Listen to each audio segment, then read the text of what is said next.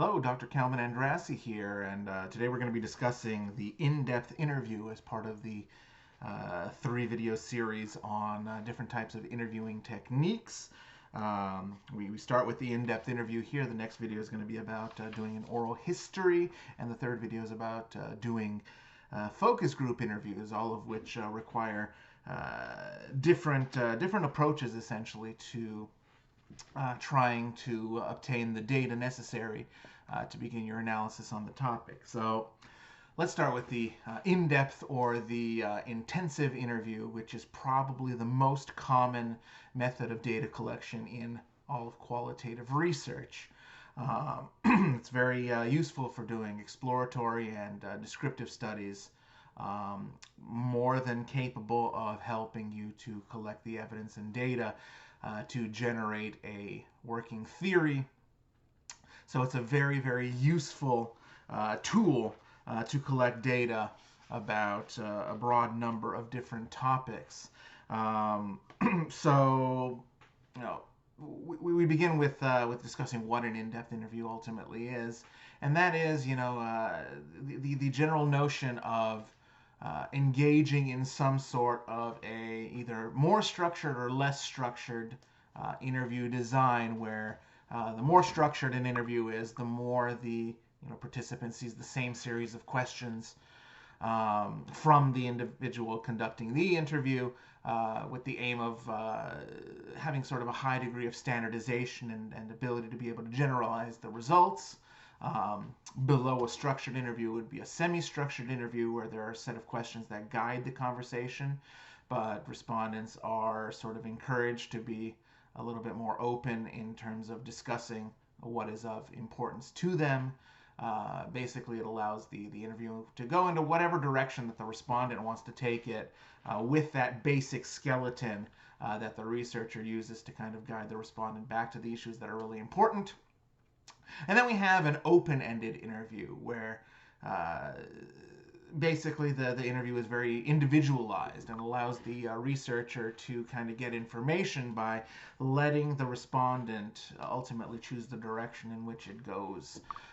So when we're talking about an in-depth interview, you can use any combination of all three of those different types of interview styles, but I would say that most of them are probably going to be more structured or semi-structured, because there is essentially a set of information that you're trying to obtain in doing an in-depth interview. There's usually some sort of a very focused topic that you're trying to get information about. So in terms of choosing an in-depth interviews are usually really good for very issue-oriented types of scenarios, where individuals are trying to explain their own personal experiences and whatnot with regard to rather focused issues, like how people feel about particular topics, what their opinions are about particular topics, the way that individuals view certain aspects of social life, of social phenomena, individuals' personal experiences with things, why they feel the way that they feel in certain contexts, and that's basically what an in-depth interview is really good for, because it allows you to really focus in on a particular topic, and look at some of the more nuanced components of that topic. It kind of sets it apart from, say, a survey questionnaire that is going to be very closed-ended. It's going to be very structured. And is going to yield a lot of information about that particular topic, but it isn't going to necessarily bring up the person's individual feelings or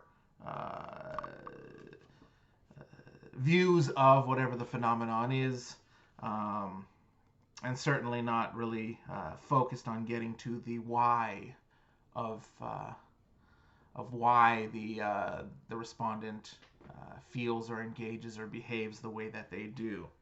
So that's kind of the way that an in-depth interview is kind of in its most basic form going to take place. And the aim is to produce one of two types of data. You begin with a very thin description of what's going on, and you move on to a thick description. So what do I mean by a thin description?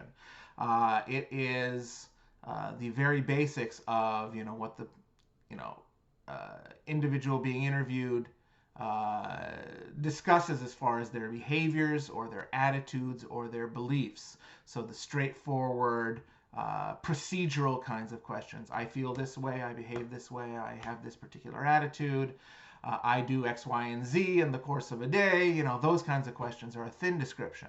A thick description tries to go into more depth about the social phenomena. It tries to factor in context and provides more subjective sorts of explanations for the meaning behind the behaviors and the attitudes and the beliefs and things like that. Okay? So that's what sort of the beauty is of an in-depth interview, is that it allows you to really get in there and come up with very fantastic information about the reason that individuals engage in certain types of social interactions, essentially. Okay? So yeah, with the discussion of the three levels of types of interviews that you can engage in, you can kind of think about things in terms of the level of structure that goes behind the actual interview process. The more highly structured your interview is, the more closed-ended questions are going to be relevant, and the more consistent the types of questions are going to be for all the respondents. And the lower the structure is, the more open-ended the interview is going to be. And it's going to allow for different types of responses, and really works with different types of respondents themselves as well.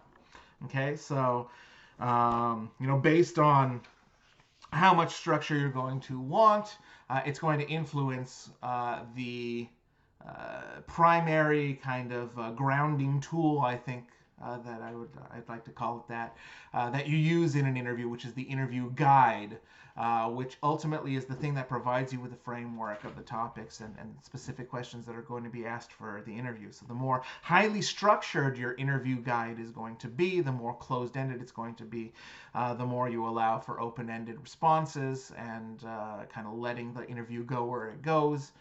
You're going to have more of a low-structured kind of an interview guide as well. Okay?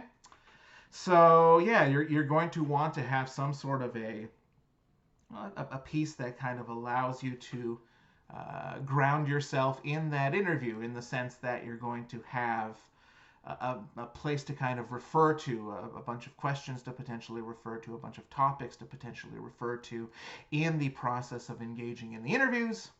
And that comes, of course, in that interview guide. So once you've kind of established just how much structure you want and just how much information is in that interview guide, you get into it and you start to do your interviews. Generally, where you kind of want to start, you got to realize that a qualitative interview is it's a special kind of knowledge-producing conversation between two parties. And as such, the relationship between the interviewer and the respondent is extremely critical, in the process of constructing the meaning that is being derived from the actual interview. So in-depth interviews generally start with really rapport-building questions and stories that try to kind of get the respondent to feel like their opinions are valued and that they're free and comfortable and safe to talk about whatever issues are being addressed. So the more that you're able to make the interview a safe place, the more you're able to bring in personal details, I think the stronger your interview is generally going to be. And so, once you've established rapport, that's when you kind of got to get in there, ask your questions that are based on that interview guide, but then pay attention to things that would otherwise go unnoticed if you were simply merely paying attention to the things that were directly being talked about. So, you need to be able to note important information about the story, but there are lots of inferences that can be made through markers, which include things like laughter or signs of emotional distress. Somebody kind of backs away or kind of scrunches up in response to a question. Any type of external distractions that may impact the interview. If you ever see that somebody's getting really excited or eager to answer a question, or they get dismissive and apathetic and don't really whatever, I don't want to answer this question kind of behavior. Those are the kinds of things that you should pay attention to that you wouldn't normally be able to get in the context of a survey questionnaire, right? You got these physical, nonverbal cues that can lend themselves to kind of understanding the way that a person is reacting to the kinds of questions that are being asked. Okay? In addition to markers,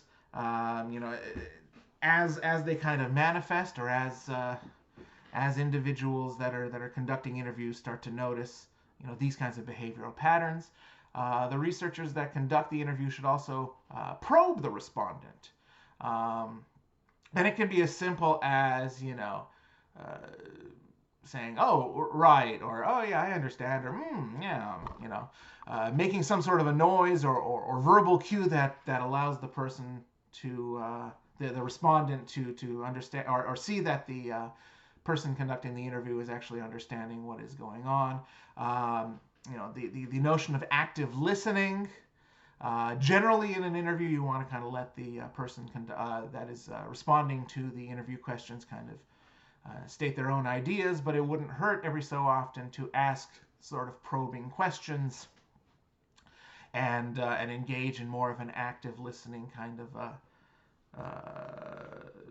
process in order to get the information that you're trying to obtain.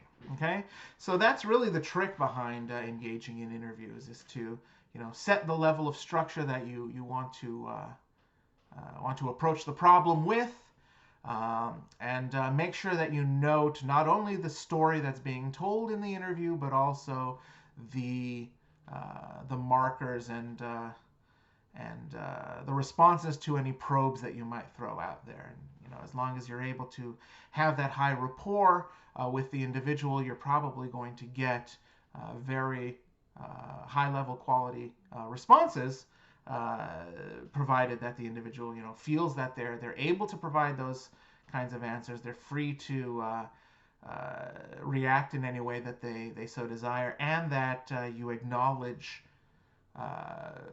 the content that is kind of being presented by the person that is being interviewed. Okay? So some other things to kind of think about in the context of an in-depth interview is,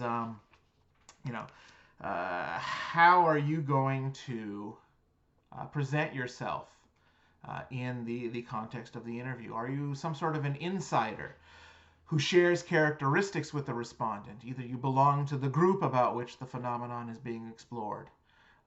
Maybe you just share, age or gender or racial characteristics with the person being interviewed.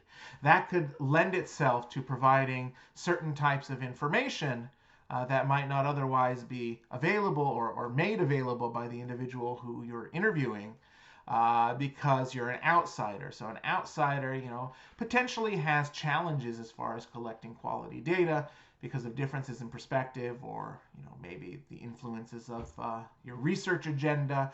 Maybe you have certain attitudes or beliefs that you bring into the research setting that can affect the analysis and the interpretation of the data and things like that. So you as a researcher need to be reflexive in the interview process and think about how your own social background and your own assumptions influence the research. You have to be aware of the fact that you need to acknowledge the fact that you're an outsider in order to be able to conduct the interview to its maximum capacity, right? You don't necessarily have to be an individual in the specific group to understand what's going on, but acknowledging the fact that you're not part of the group may be very important indeed in trying to kind of figure things out, right? So, kind of think about these sorts of things. What do you need to do to get someone to start talking? So that's part of that rapport building, but also, as part of, the process of determining whether you're an insider or an outsider, What do you actually have to do in order to get certain people to start talking? And, how hard is it to be an active listener when you are engaging in an interview? That might be reflective of the extent to which you're an insider or an outsider, or it could be because of the level of structure that you're providing to the interview. Do the respondents actually want to share their stories? If you're not an insider, they might be hesitant. So what do you do to get your respondents out of that that process, out of that way of being? And in doing so, you're able to then hopefully begin to generate meaning that is richer than what you would normally come across if you didn't establish a set of circumstances that are conducive to conducting the interview and that allow the individual to be very, very comfortable. And then the interview is kind of a process of co-creation of meaning. So it's important to keep that in mind as well. So you have to be mindful of your own agenda, and you have to make sure that things kind of make sense in that regard. Okay. As for what you should do with the data, you might want to write memos to reflect on the interview process. Write down as much information, as much detail as you can. You might want to have codes in there that represent the kinds of things that were being addressed. And then once you actually complete your interview, you can go into the process of actually coding that data into different themes, trying to find out what kinds of categorical responses you might have kind of coming across regularly in the process of the interviews of multiple people, and then eventually you come to a general explanation of the phenomenon. So not every respondent is going to provide the same data, so you have to kind of keep track of individual themes and then see how they lend themselves to each other. And the whole thing is about finding the deep information about really what are unique experiences of the respondents, and it gives context to the actual analysis being performed.